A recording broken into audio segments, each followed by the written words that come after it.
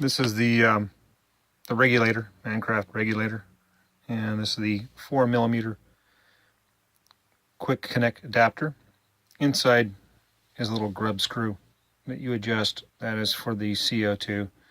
You might have to adjust it. I'll get it adjusted right so that it'll puncture the CO2 cartridge just enough so that it won't lose all your air. Here's the gauge. This is the black 4mm air hose that arrived from Mancraft.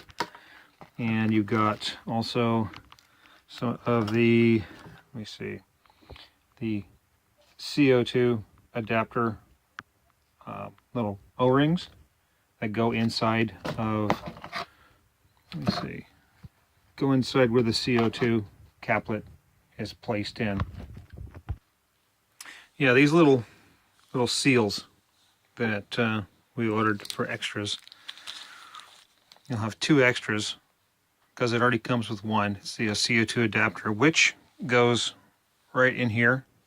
Be careful when you're, after using the CO2 cartridges, after a while it gets cold. If you still have CO2 in your inside your system, and then if you try to unscrew it to release the CO2, these become cold and brittle. So I've had a little bit of issues with them, so it's almost kind of difficult just to leave the whatever's left for the CO2 in there. And your CO2 adapter, this one's black. The one that I got was red. Basically, you unscrew the tip, this section here, and bear with me, and you drop in your CO2 caplet right inside of here, and then this piece right here, as you can see, that little seal that goes just straight onto here. And trying to do this one-handed while holding the camera with the other hand.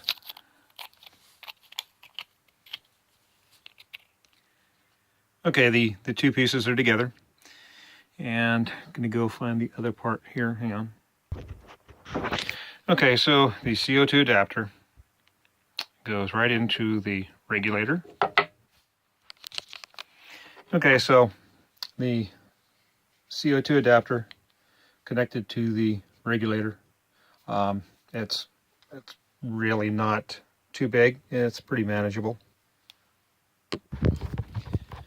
The extra O-rings and one more extra seal. The O-rings go around inside between the different sections.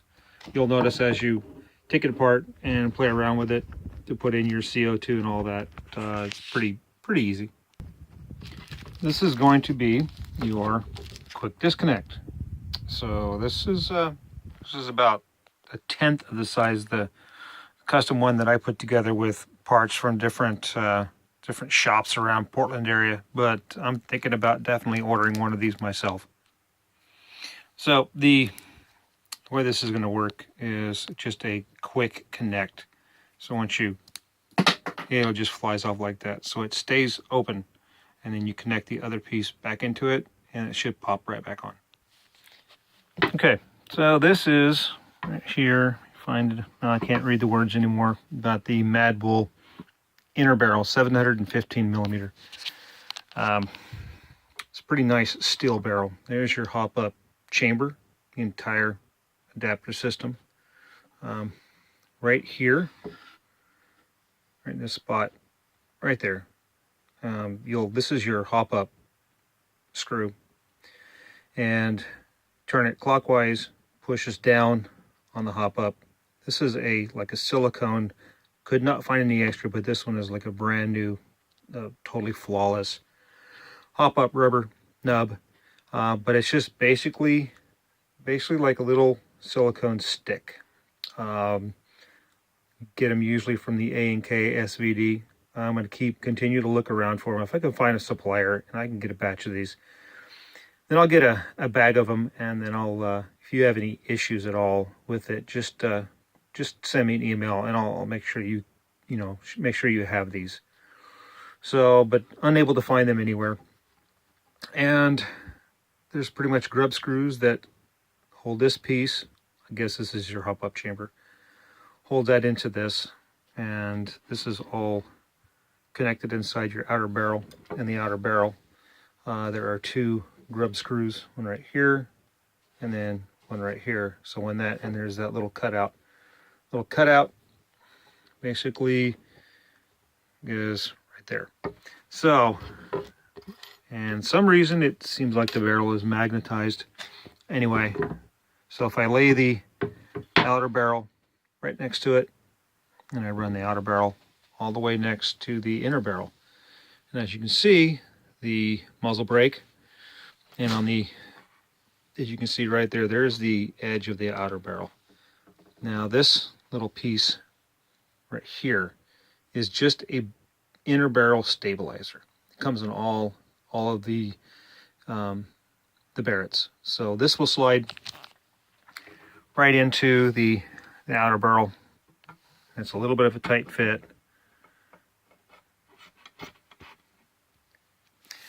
So with the inner barrel slid right in all the way where it locks in, you're pretty much guaranteed no barrel wobble, because right about here is where that stabilizer piece went.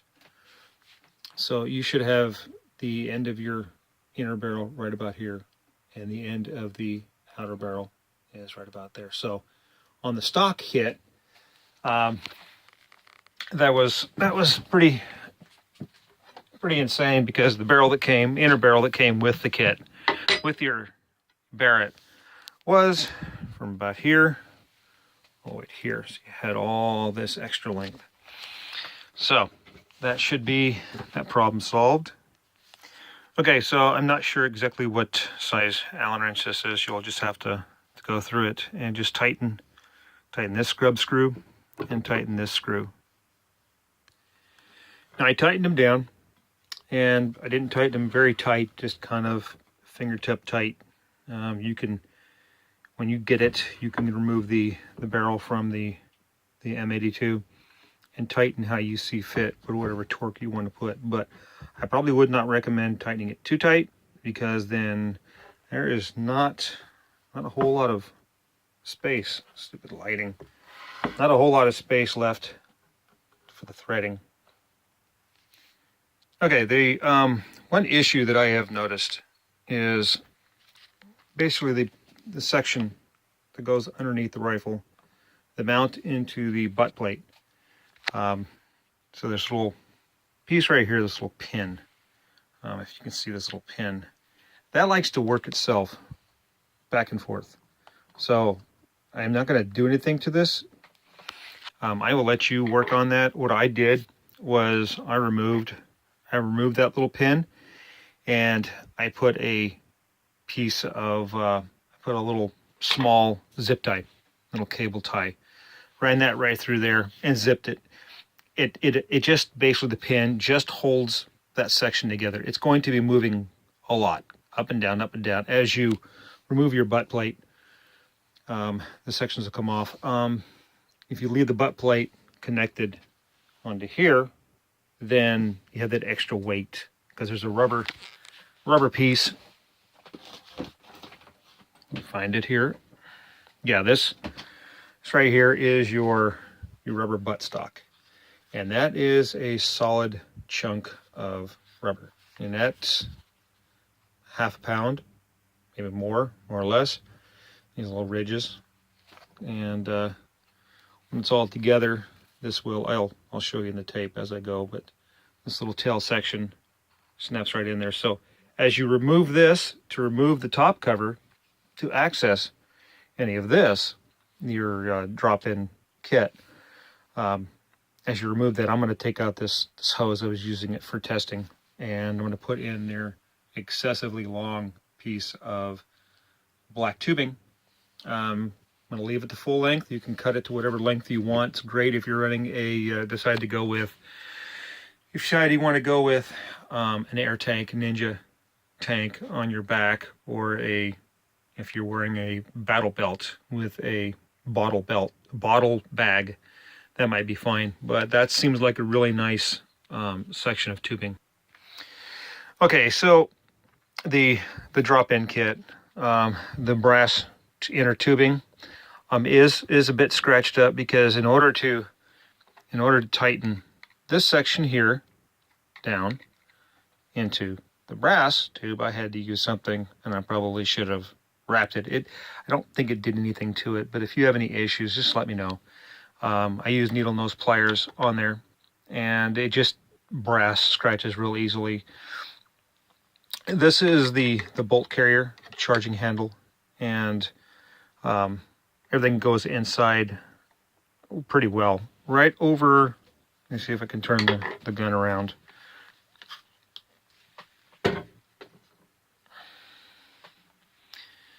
Yes, okay, so right here, if you can see that little hole right there, that is the grub, another screw that goes in and tightens around the cylinder that comes with, well, I don't remember if it came with the gun. So it tightens in there, and then in your sniper drop-in kit, SDI cage just slides right in. The spring on that, and then the brass tube. The brass tube has got a small hole.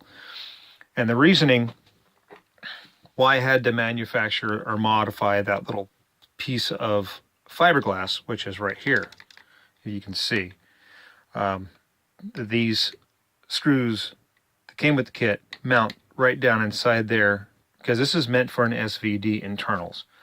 The factory mounting plate is right here, so you can definitely tell there is quite a bit of a distance. If I mount it into this original spot, the hole that when the air line is plugged into here, this fills up with air, and there's right about here is a hole in the brass tube which fills up your cylinder. So I kept having air leaks until I figured that out. I super glued it. I'm just kind of redneck, but I super glued this little fiberglass section onto the gun itself. And I've been testing it. I have not had any issues with it moving. And so safety, one thing I wanted to say about the safety selector is that how this works is, because you can actually have safety. When it's on safe, you cannot pull the bolt back to where it would charge. If you pull the bolt back and it's on fire, you can't put it on safe. I guess that's kind of a good thing, so that you don't lose any air buildup and damage to your seals, O-rings, whatever. So basically, all the safe does is just prevent you from chambering around. So otherwise, it only has two settings. Safe. It's got a pretty nice click, and it definitely locks in. I'm pretty impressed because it locks in, and it's got that little stop, but it locks in, and this thing is going to be here permanently. You're not going to have any issues. You might want to periodically, when you do maintenance or whatever on it, just just kind of like just check all your nuts and bolts and screws and all that. Now, like I mentioned before, the spring that comes with the Lancer Tactical M98, on mine, I couldn't get it to work, couldn't figure it out because I had a stupid moment, but I pulled the spring out, this return spring. I pulled it out, and then I couldn't get it to go back in because it's under some kind of a pressure. But this little section right here is that comes with the SDIK. All this really does, the spring. Now, this rod came with the M98, did not come with the drop-in kit. So I just basically, I hopefully I can do it with, be able to pull this bolt back, and just kind of like one hand, but it's, so you basically, with the spring on it, it goes back, go about that much play, but it's under some tension. And then without any kind of air, that's it. And that will, I'm going to chrono it when I get it all set up. And you should be looking at, as far as your adjustment of your regulator. And the thing about that, the regulator, when you adjust it, when you're in the red on the bottom end, when you just hit the green on mine, when I chronoed it, I was hitting 490, almost 500. The center black line of the green, it was almost above 600. So as you can see, it can go just totally insane. But this is new. On my regulator, it was red knob. There are some updates and changes to this. Now the hose basically just fits right in. Okay, I have to definitely get me a camera mount, but basically just pushing the hose into the regulator is pretty simple. Just, sorry about this. Just pushes right in, and it's pretty tight. You can't pull it out by your hand. So in order to get it to come out, you just push on the little red plug, and it takes some work getting used to it, but it's pretty tight. I have not had any air leaks at all with it. Okay, so I pulled the hose out. So basically this, from where the red and it goes in, this is about how far. So about the entire length of this section here where the hose goes in. So it's pretty good for an air seal. Okay, so I ran the hose, the air line, right through the base, come up across the section that I dremeled out, because I didn't want to put any kind of a sharp bind on it, and then ran it right into the back where the other quick attach connection. So it's in there pretty tight. Shouldn't have any air issues at all. So I'm going to continue on.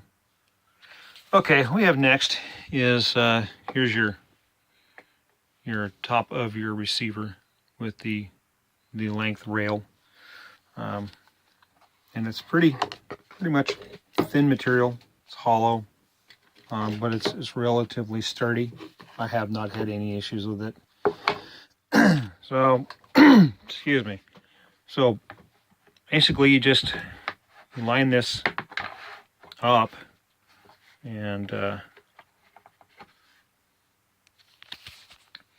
so yeah, you just line this up pretty easy and just slide it forward till it kind of slides. It's pretty tight, and you get to this section, there's that gap, and then right here I've noticed that you got to push down on this edge here, and then just slide that in once it's pushed. Let's see.